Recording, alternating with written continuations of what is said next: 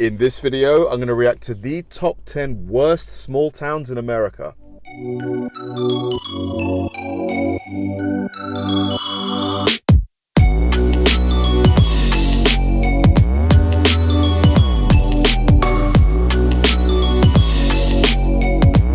Hi guys, and welcome to another episode of Kabir Considers. This is the place where I react to music, media, sports, anime, anything related to popular culture. I'll watch it with an open mind and give you my 100% honest reaction to it. And if you could please hit that like button early, I'd really appreciate it. Now this is going to be super interesting. So this is a video by World According to Briggs, and it's I find his channel really fascinating. Last week I reacted to the top 10 most secluded, most isolated small towns in America, and it was just a fascinating watch, you know, learning that there's several towns in America that have less than 500 residents.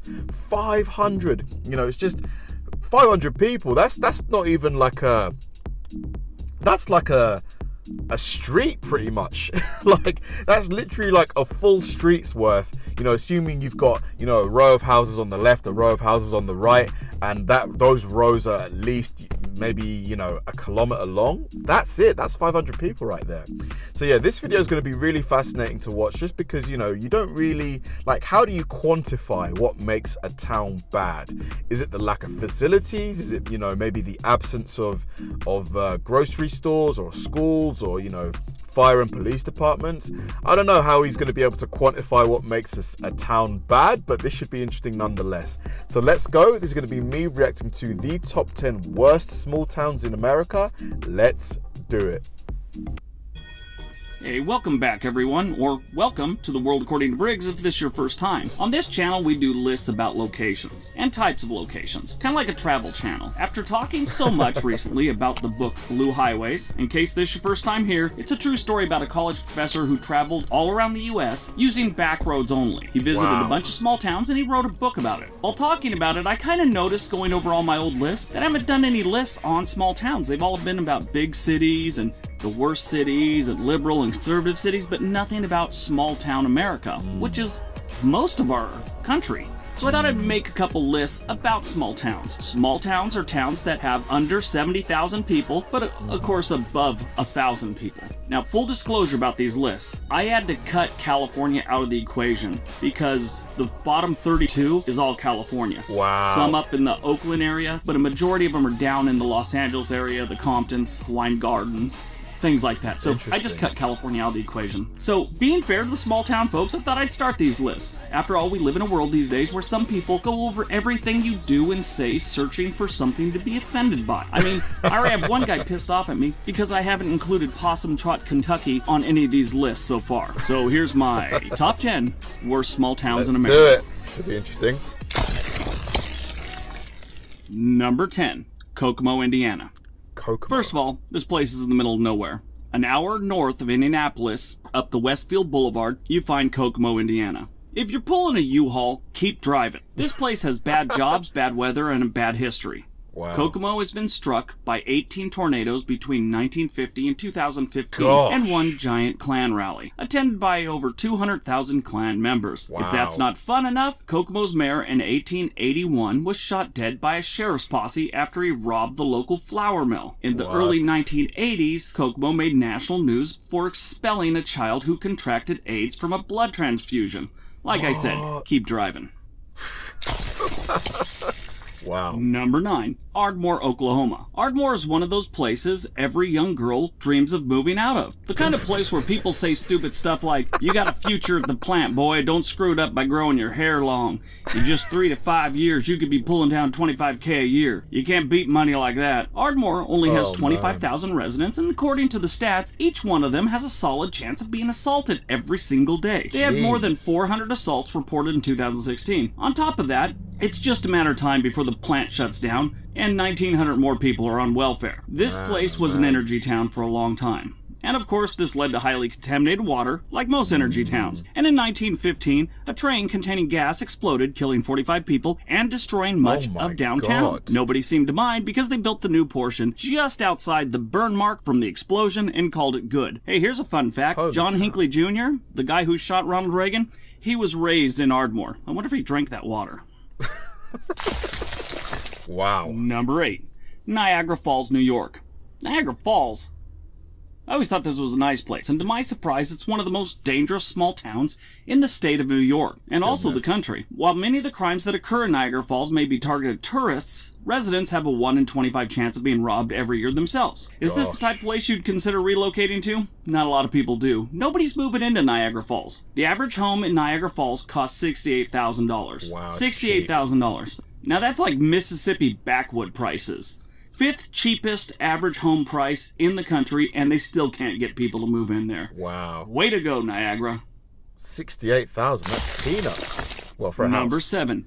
Anderson, Indiana. This is the second Indiana city on our list. But if you know Indianapolis and the area around it in Indiana, you know that central Indiana is in bad shape when it comes to crime and jobs. Anderson is in the top 13% when it comes to the sheer number of crimes for a town of this size. Wow. When General Motors closed its operations in Anderson, this city was dealt a major economic blow. Dang. As GM was the biggest employer in Anderson. Folks who still live here have a daily struggle finding good jobs. It sucks when Walmart is your biggest employer in town. Man. Side note, I know a lot of trivia. I do a lot of reading, and I like trivia things, and I just know trivia. Things that'll never get me ahead in life, but I enjoy it. And I can tell you, it blew me away when I looked up Anderson. They have 40 people listed as notable residents or people, famous people from Anderson. I didn't know any of them. Not one. That's the first town I've ever come across with that many people. I have no idea who any of them were. This guy, man. So funny. Number 6, Rocky Mount, North Carolina. Every state has a bad town or two. North Carolina has a serious one in Rocky Mount. This city of about 58,000 people was listed as the 9th most dangerous city in terms of assaults in 2016. 9th. Not many Wow. of the more serious crimes, murder or whatever, than other places, but assaults are pretty frequent, about as frequent as Match.com commercial. See them all the time. I hate those commercials. Yeah, oh my but I'm God. sure they play those commercials a bunch in Rocky Mount. spam Rocky them Mount over is here. 23rd on the list of 101 cities with the highest percentage of single-parent households. If they did Wow. play those commercials, I'm sure nobody would see them because the unemployment rate is so high nobody can afford cable.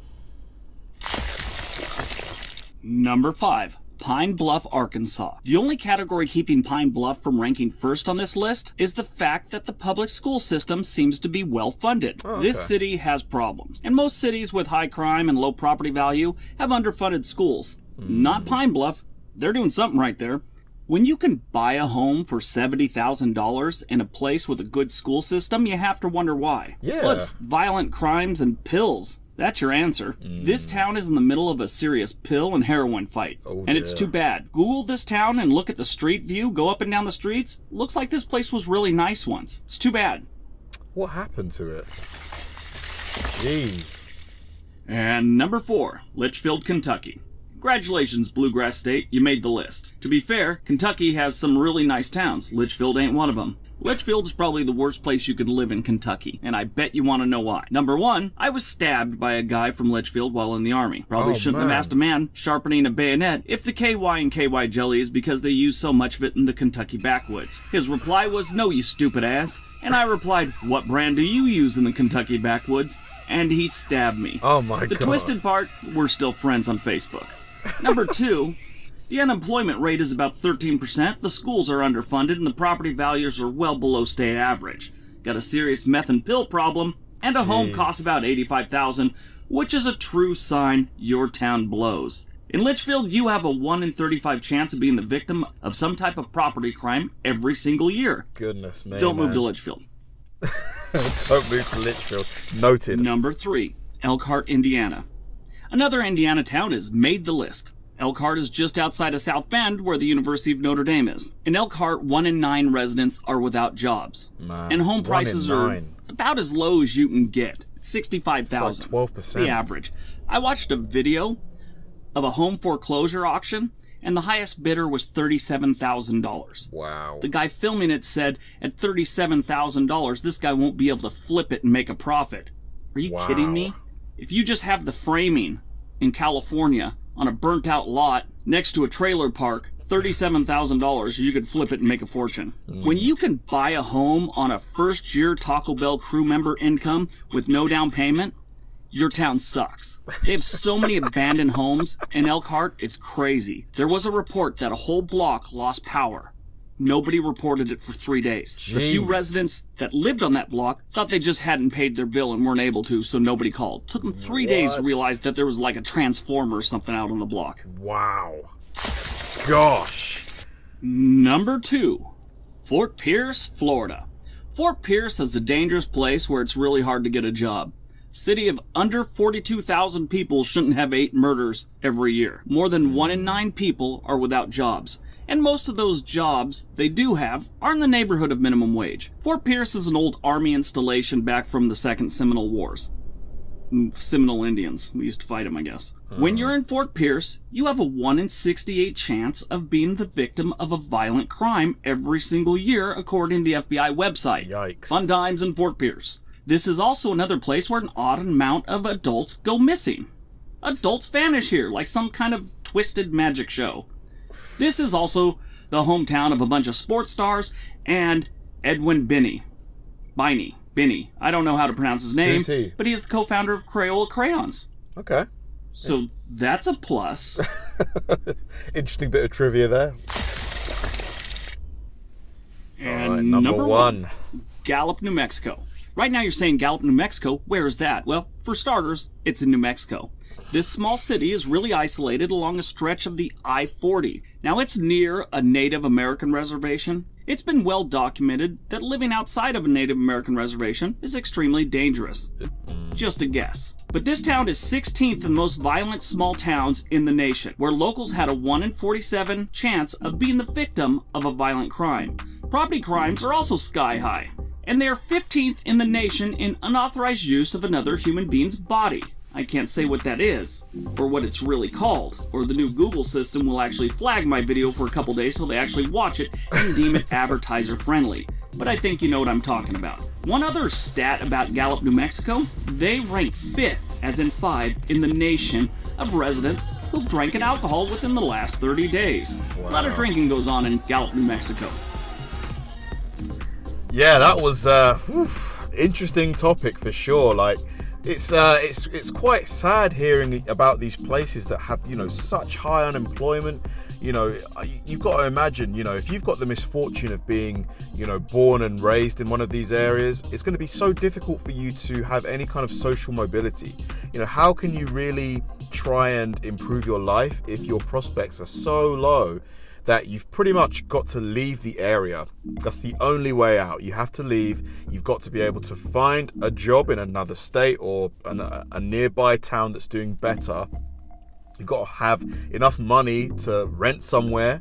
So you're going to have some money saved up, really. And if you've been born and raised in a town with no jobs, chances are you've got no money, right? So it's like, wow. A lot of people, I imagine, just feel stuck, that they live in these areas, that almost that there's no way out. But yeah, that was really, really fascinating to watch. A different kind of style, different kind of vibe, but fascinating nonetheless. Thanks for watching, guys. If you enjoyed this video, please like, subscribe, turn on bell notifications, and keep throwing the recommendations my way. I know I say it all the time, but they genuinely help me out, because if I know you enjoyed watching something, I'll definitely enjoy reacting to it. So like, subscribe, turn on bell notifications, keep throwing the recommendations, and I'll catch you in the next one.